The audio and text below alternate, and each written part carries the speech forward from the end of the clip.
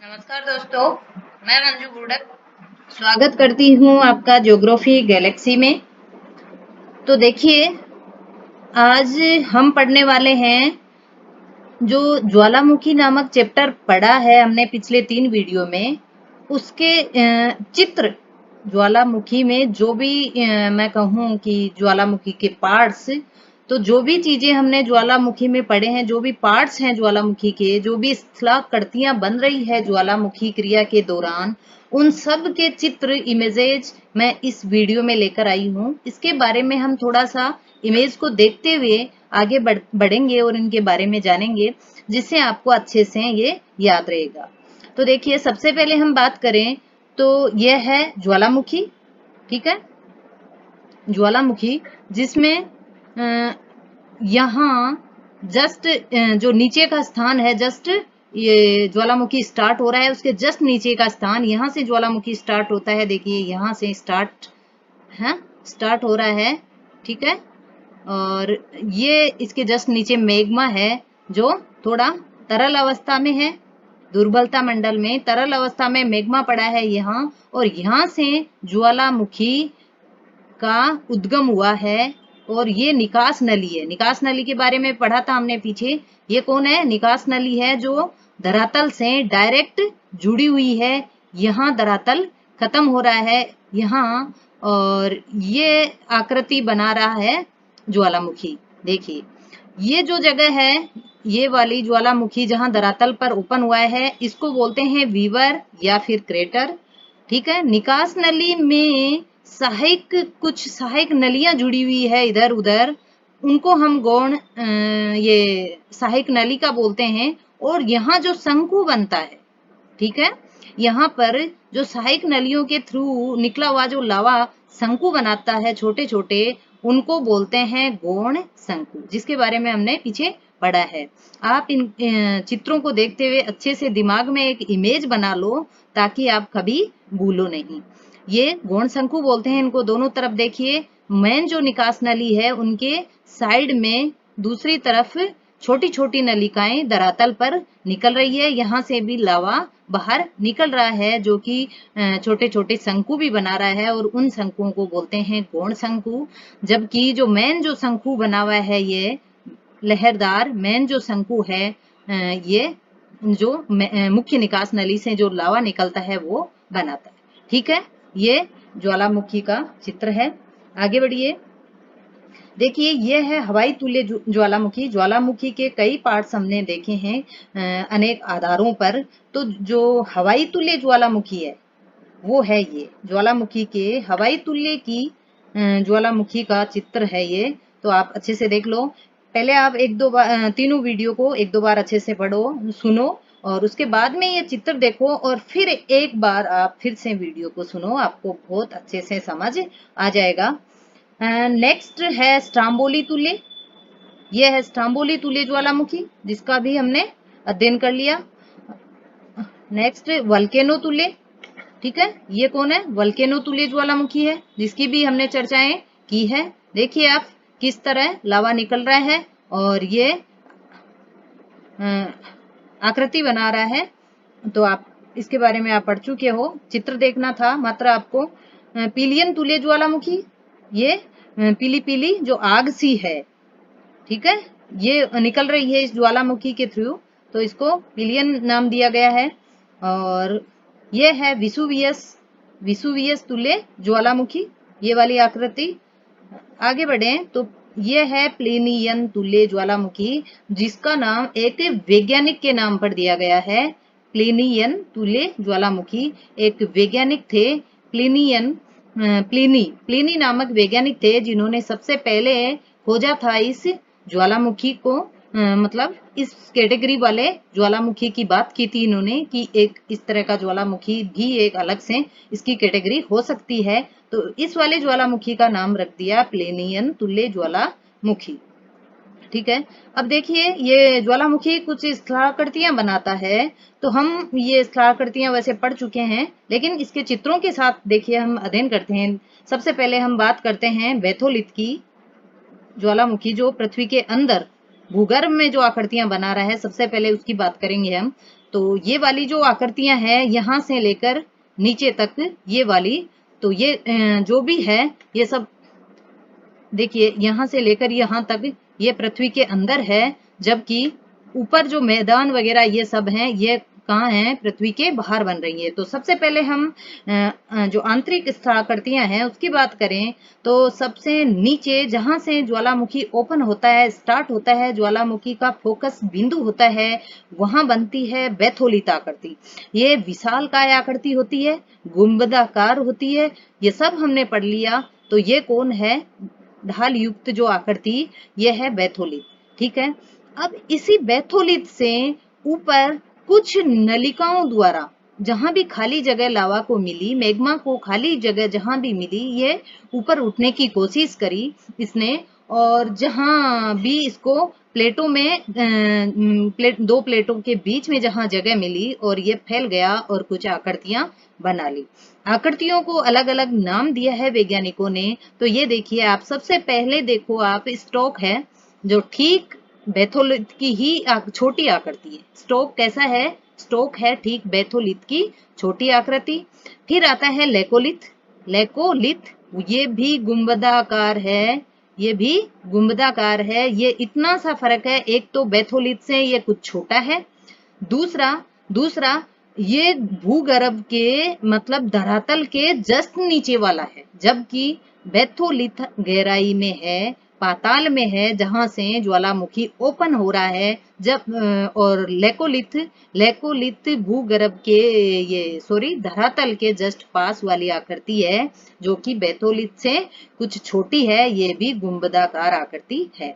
बात करें अगर लेपोलिथ की, तो ये तस्तरी नुमा होता है, प्याली नुमा होता है। तस्तरी जो प्लेट होती है, देखिए आप इसकी आकृति कैसी है, प्लेट नुमा, तस्तरी नुमा आकृति। तो इसको आप अच्छे से याद रख सकते हो। अब इधर आइए आप, फेकोलिथ। फेकोलिथ जो कि अपनति और अभिनति बना रहा है। क्या बना रहा है, अपनति। ये है अपनति, और जो यहाँ जस्ट यहाँ बन रही है ये क्या है, ये है अभिनति। तो ये अपनति और अभिनति बनाने वाली फेकोलित आकृति है। जैसे कि कोई रिबन फेंका है हमने, ऐसा कुछ अगर आकृति हो तो उसको बोल देते हैं फेकोलित।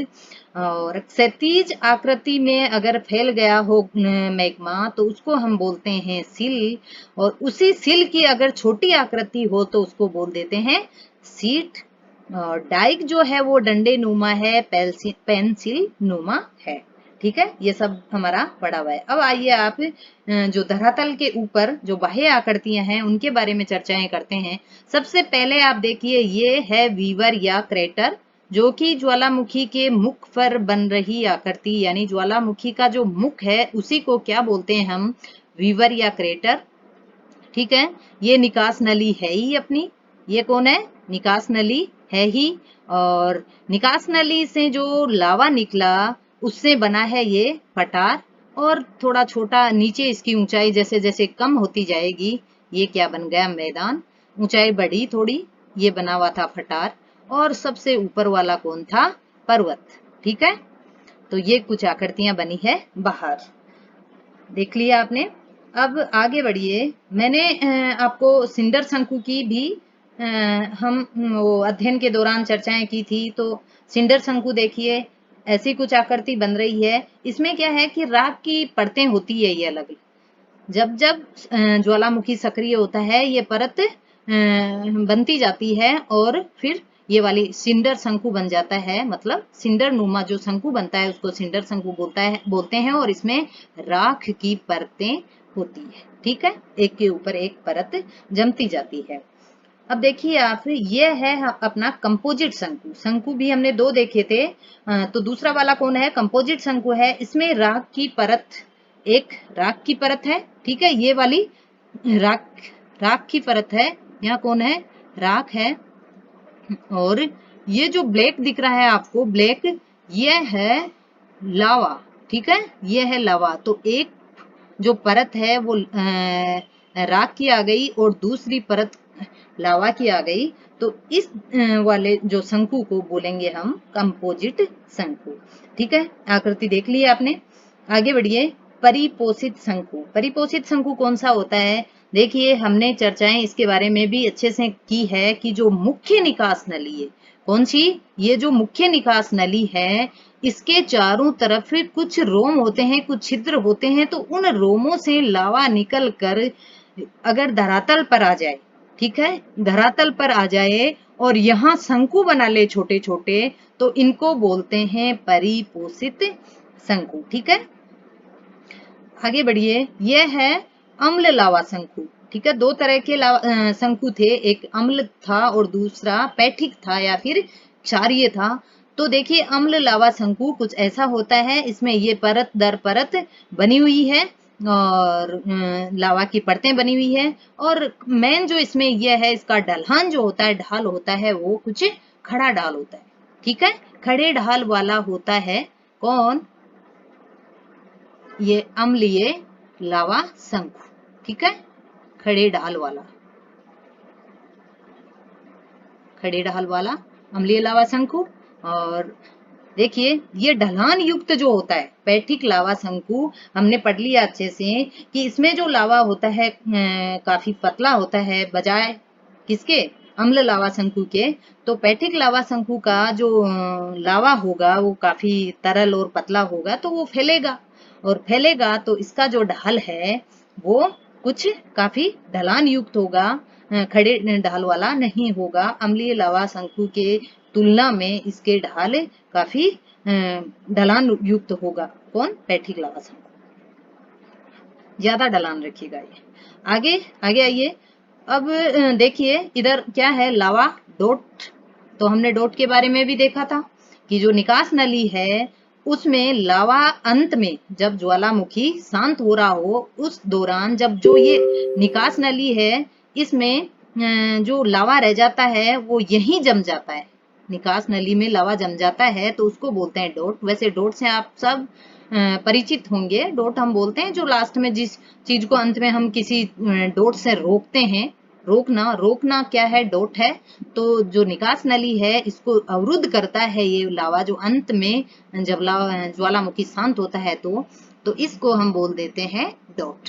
ठीक है, क्या बोलते हैं? डोट। देखिए, ये इधर शंकु की परतें बनी हुई है और ये जो ब्लैक है ये कौन है?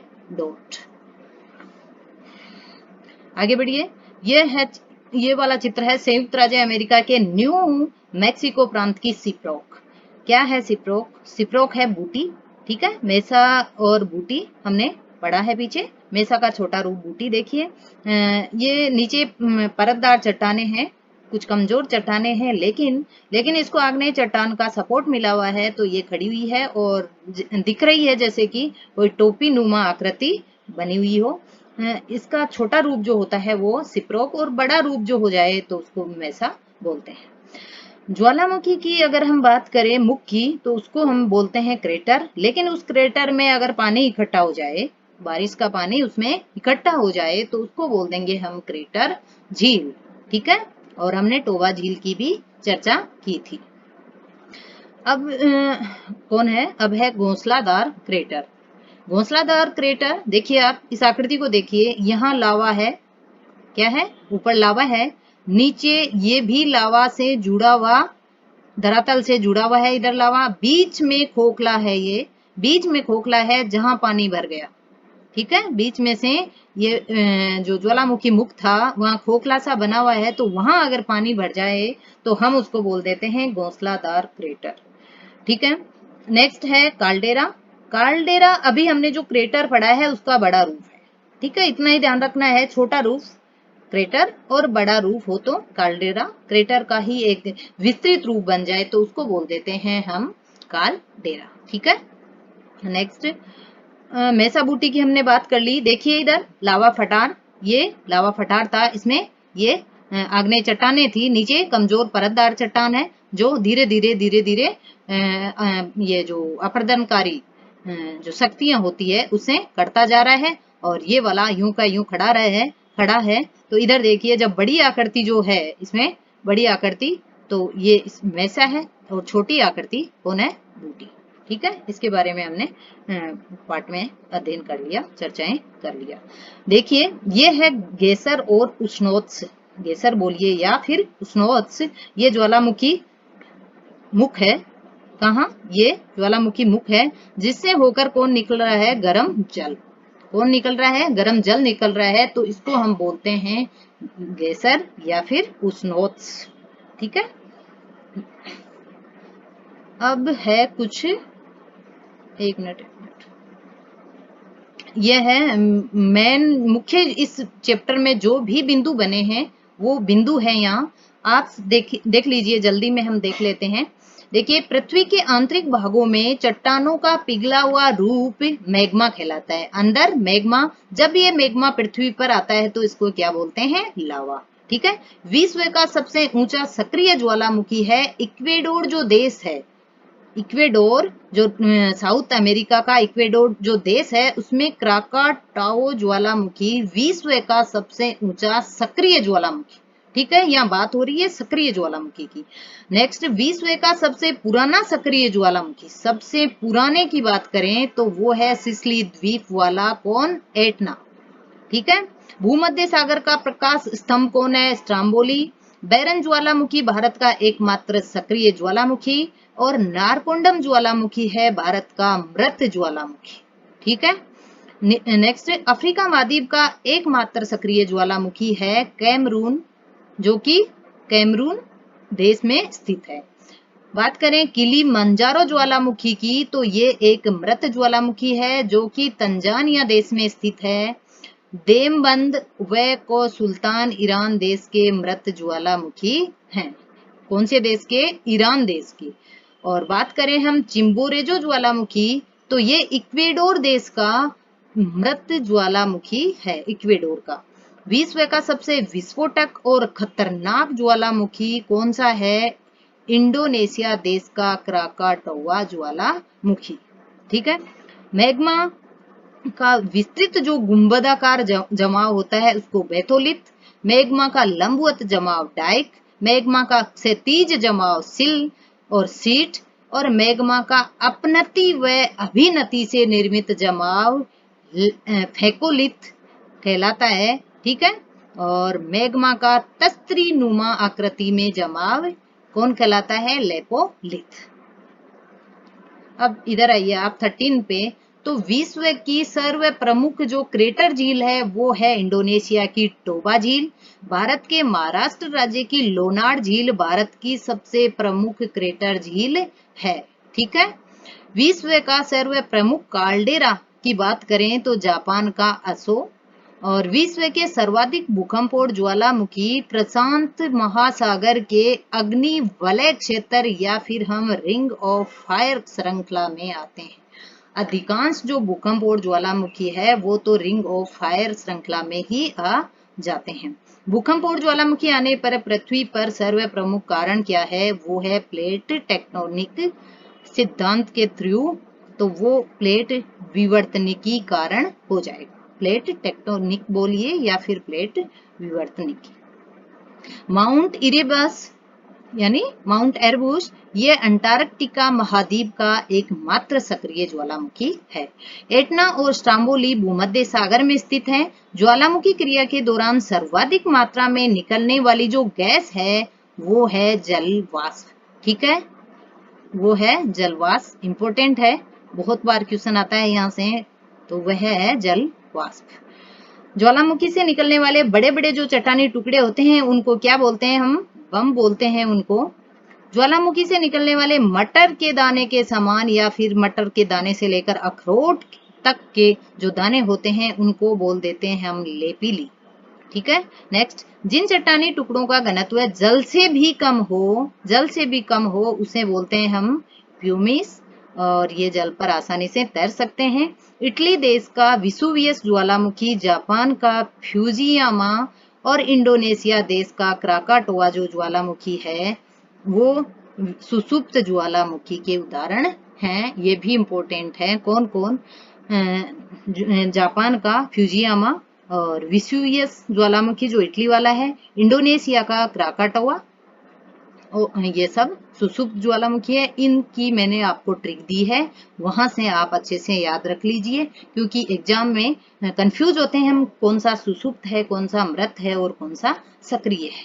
तो ठीक है, आज के इस चैप्टर में इस वीडियो में हम इतना ही, और ये वाला चैप्टर हमारा कंप्लीट हो गया है। तो चलिए फिर अगले वीडियो के साथ नए चैप्टर की शुरुआत करेंगे हम। तो धन्यवाद, धन्यवाद बच्चों।